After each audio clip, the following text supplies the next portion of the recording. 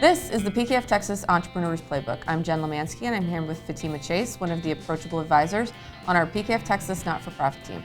Fatima, welcome back to the Playbook. Glad to be back. So I've talked with Emily a while back about private foundations, but what we didn't have the opportunity to talk about is private foundations and self-dealing. So what is self-dealing, and what do private foundations need to know about that?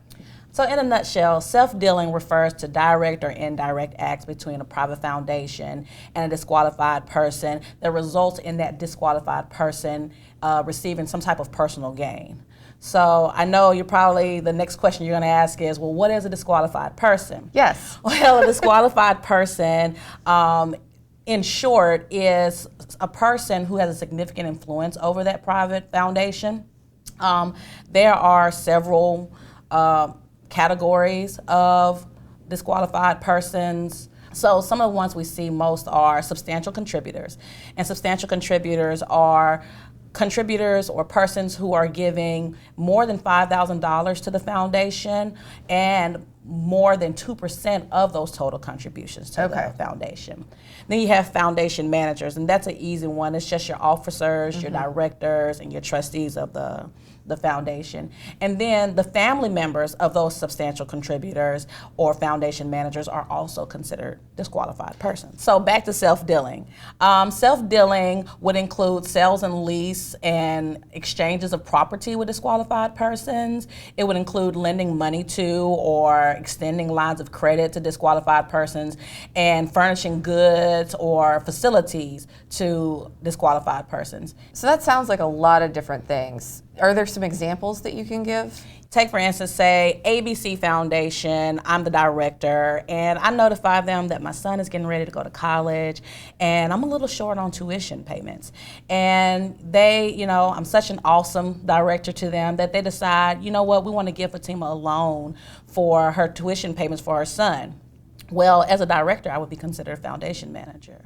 And that loan to me would be considered an act of self-dealing. It would also be an act of self-dealing if they decided to write out that loan to my son because he's my family member.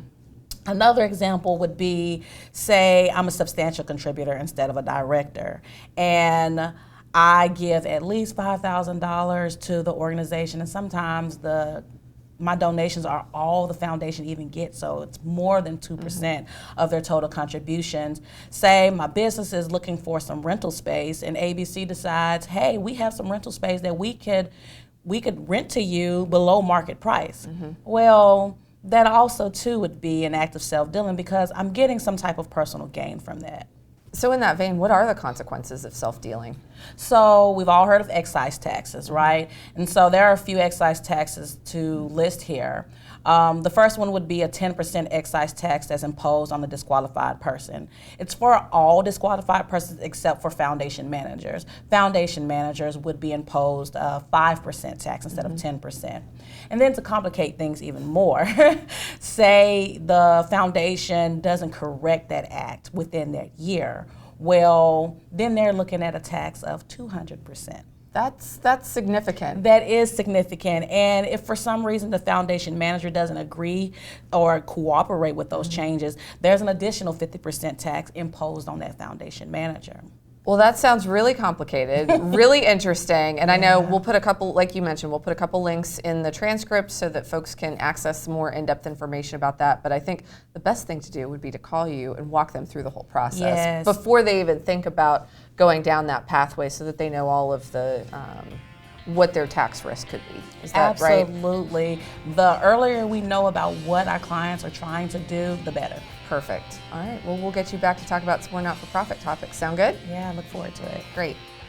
This has been another Thought Leader production brought to you by PKF Texas, the Entrepreneurs Playbook. For more information about this and other not-for-profit topics, visit pkftexas.com/not-for-profit.